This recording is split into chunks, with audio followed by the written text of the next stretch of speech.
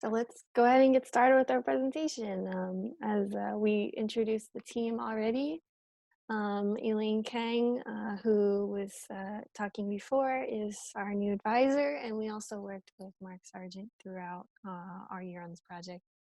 And I'm sure I'll say this a million times, but a really big thank you to Ross, Harrison, and Pesh, who've been working with us for the past year, mentoring us and, kind of guiding everything from system design to technical details and everything like that.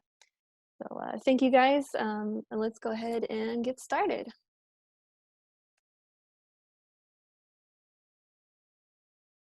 Dean, you're muted. Everyone. Well, let's start with our motivation. Well, the ITV business model is changing from satellite to streaming services. As you can see it in the picture, you can see the ITV streaming website where you can watch movie and TV shows. The thing is, streaming cost is depending on video bitrate. The more bitrate we use, the higher quality we can produce. But we want to know how can we minimize the cost while maximizing video quality. So from users' perspective, we want to know that they can tell the difference or not. Does a higher frame rate look better than higher resolution? Can we predict user preference according to bit per pixel value? Can users tell the quality difference between bitrate variants? According to HTTP live streaming protocol, it's recommended that we use 50% more bitrate than needed. We want to know if the video quality noticeably better that way. And in low bitrate, does a high efficiency video coding still provide better quality than advanced video coding? So for that, let's go to history.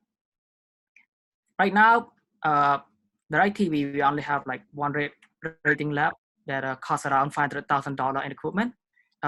It has 4K. We need all kind of equipment. We need 4K TV, 1080p TV, Amazon Fire Stick, different lighting, etc. And the lab can only collect in person one rating at a time, which is not true for in real life because user they watching it from home. It's different lighting and stuff. So we need a new system that can collect data more efficiently. Next.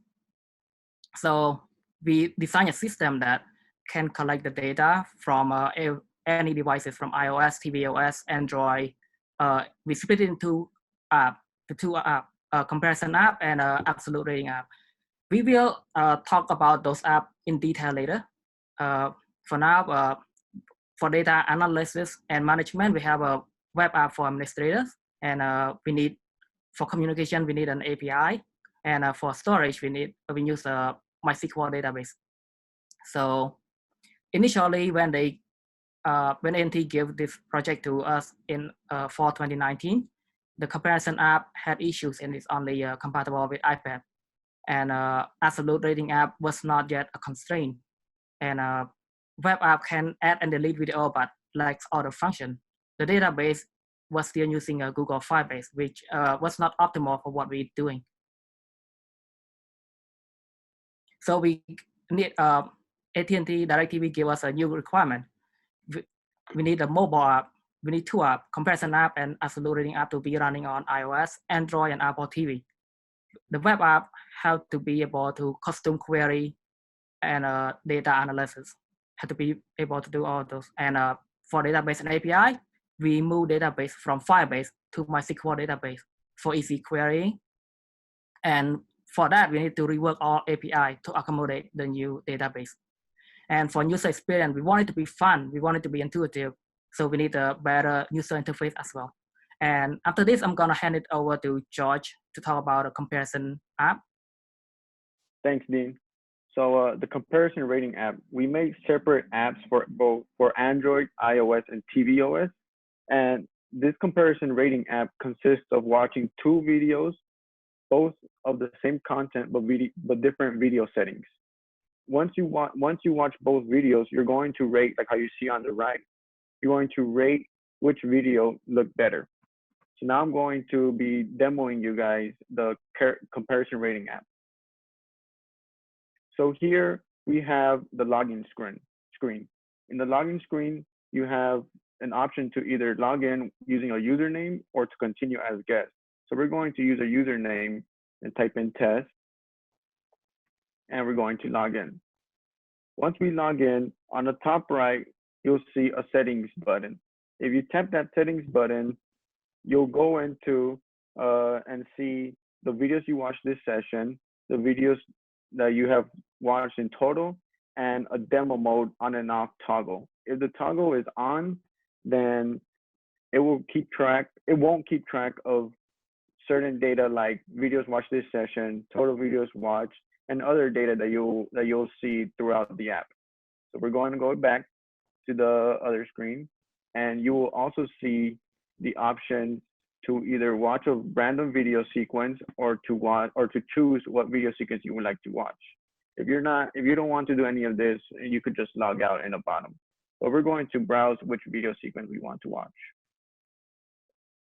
If you scroll down, you'll see all the different video sequences that we have. And on the top, you could search what video sequence you would like to watch. So we're going to search up NBA.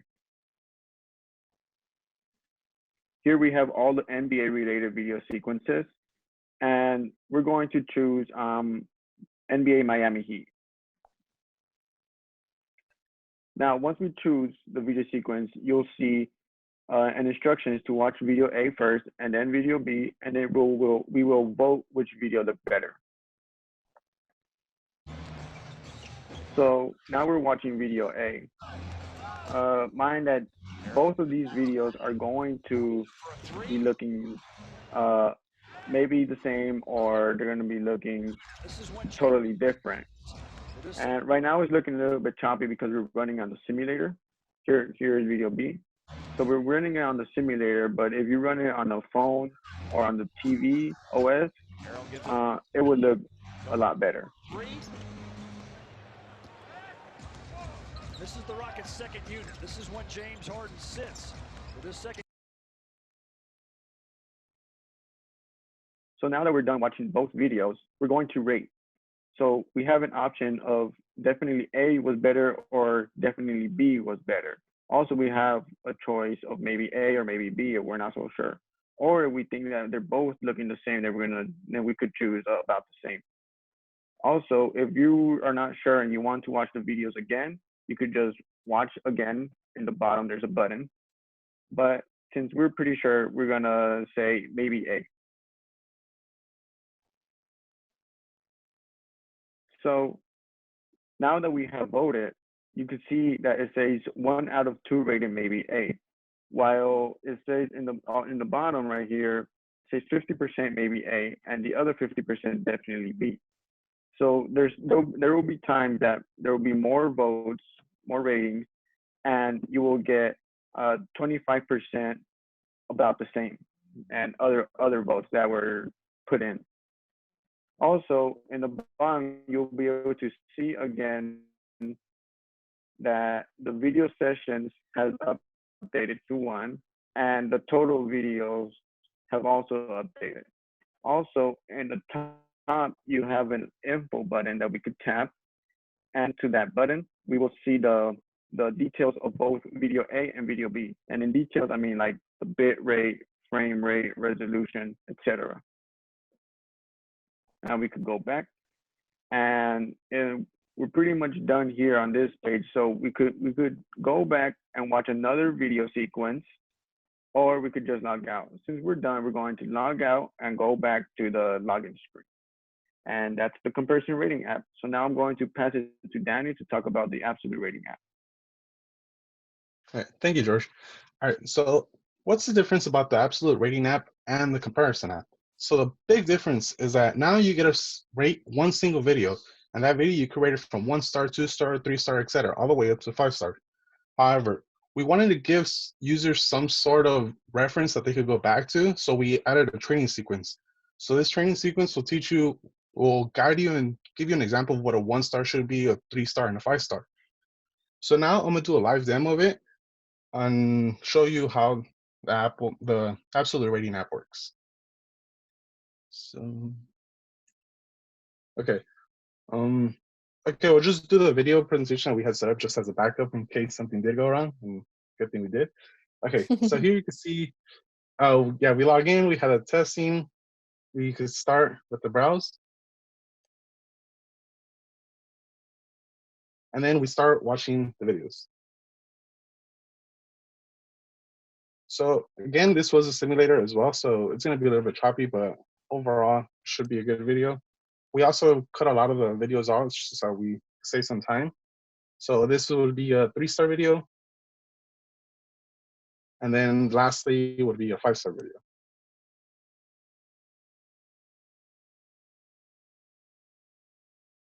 Okay, so here you could see that there's all the collections. And then from here, you could either search one or you could click one. Here we just click Miami Heat again, just to keep it consistent. And then it shows us a instruction sets. We also and here we get to the rating video. So we could either rate the videos from 1 star to 5 stars.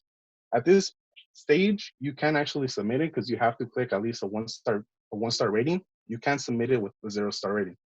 So we could continue. We could see that we could select either 4-star, 2-star, 3-star video.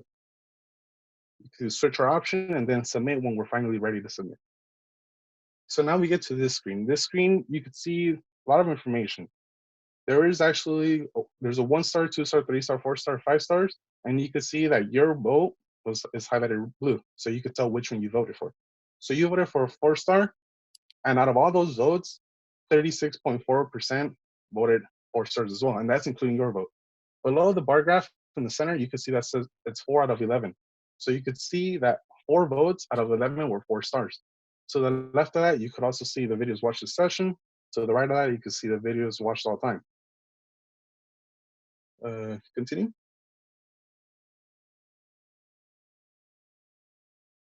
Here you could also see the video properties of the videos. You can see, just like in the comparison app. And then if we go back, we could either go to next sequence or done. We click done. And finally, we could just log it out. Oh, sorry. There is also a settings page, just like as in the comparison app, where you could do the videos watch this session, videos watched all the time. You could also rewatch the training videos just in case you wanted to go back and reference. You don't remember what a 1-star video should be or a 5-star video. So you could come back and rewatch those training videos, toggle the demo mode, or log out from here as well.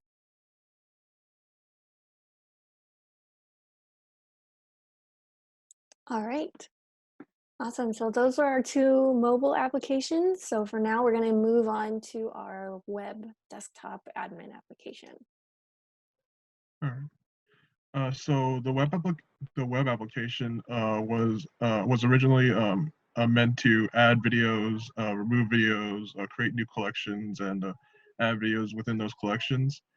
We decided to add more features and also improve on what was existing. We added stuff.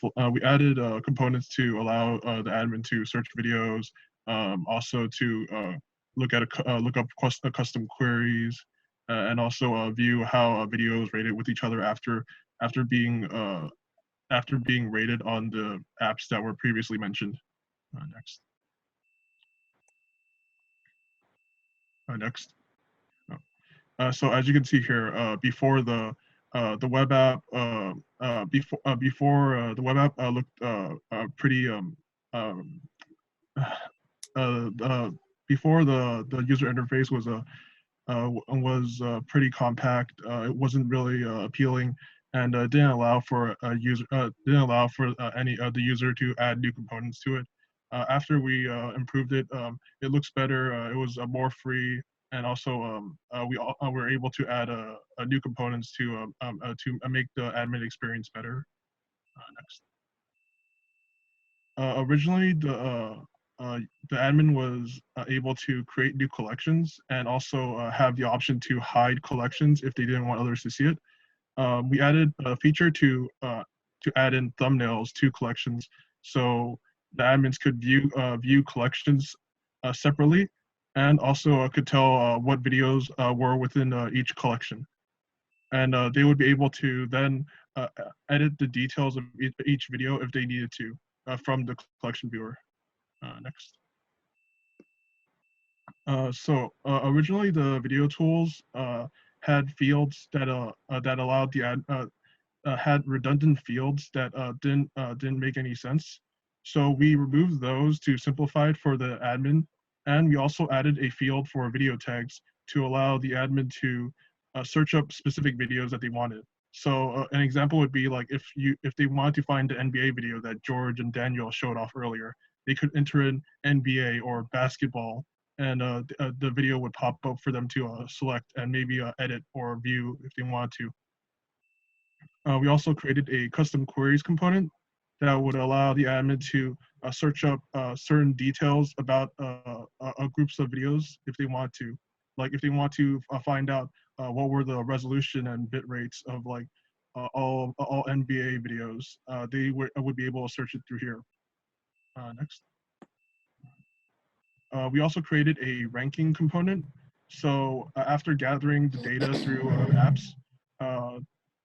tables would be displayed here that would show how each video ranked with each other according to users' preferences. We also created a data analysis component that would show graphs according to the questions that Dean showed earlier, and it would allow the admin to see how again user preferences according to the questions that were asked. Now, Deanna will talk about the API. I'm unmuted, cool. So for the backend for the system, we are using a cloud API. It initially was working when we got it, but it was using a different kind of database, which wasn't good for, or wasn't optimal for what they were doing. So we completely refactored the API to work with the new database. It's essentially in a new piece of software. It's hosted on the cloud via Heroku, which is just a cloud service like AWS, and it's secured through a token. So any number of devices that are using our app can access it simultaneously, and large amounts of data can be collected at one time, as opposed to what Dean was saying at the very beginning, in having that lab where you're getting one piece of data at a time. So it has a bunch of different features that we added and modified and refactored from the old version, including retrieving, adding, editing, and deleting all of the video collections and videos. It sends the score information to the database. So when you send a rating, it's going to go through the API and get you back those current results so that we can display those graphs and you can see how your vote compared against other people. There's also some analysis queries. So when Dean was talking about those questions like, hey, can the user tell the difference between like an 8,000 bit rate and a 7,000 bit rate? We do these queries to say, hey, what were the ratings for 8,000? What were the ratings for 7,000? What other features were involved? Those kinds of things. And it also had a feature like what Nelson was mentioning with those custom SQL queries. Since a lot of people here are engineers, you don't want people doing, delete all your data. So it's, protected against that and SQL injection. And we also have a few system-wide settings that'll allow AT&T to do a little bit of A/B testing. For example, those graphs that you saw in the applications, we can turn those off through the API because we thought, hey, maybe there's a chance that people will like start to doubt themselves if they keep voting different from everyone. But that's still important data if that's how they perceive it. And then lastly, we have our database. So as I mentioned, we switched to a relational MySQL database. So we have different tables. We have our users table that saves user login information. We have our scores table that'll tell you all about the score. Hey, what score did they give? What device were they using? Were they mirroring it? For example, using Apple Play on an iPad. What was the brightness of their screen? Did they watch the video again? Like, did they need an extra second to think about it? And then we also have our our videos stored as well. So those have like all the video features, content, color space, bitrate, and frame rate, all those kinds of things. And then lastly, those videos go in these collections. So they're like folders. each collection has a single video content, and then different videos, different resolutions, different bit rates belong to that collection. And then we also have, you know, our configuration variables that I mentioned earlier with the API.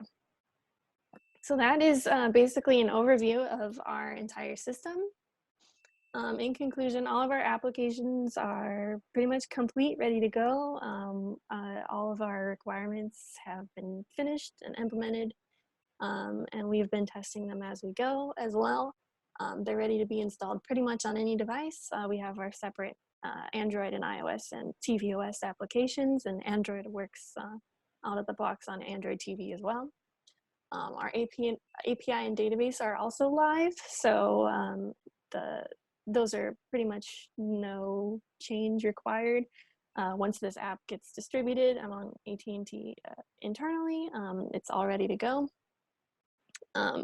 We've been working closely with the liaisons all semester to make sure that, hey, is there anything missing? Is there any data that we could maybe analyze differently? So we've met all the requirements, and we also met all of our implementation goals and stretch goals that were set for us at the beginning of the project. So Android and tvOS were actually stretch goals, and we were able to complete both of those in addition to refactoring a lot of the work that we got when we started. So that is it. Thank you everyone for attending. We have a lot of AT&T engineers in the room, so we were told that you have hopefully a lot of questions for us. I don't know if Dr. Kang and Mike want to stay and chat about it or anything, or if you have any closing comments. Otherwise, we are happy to take your questions.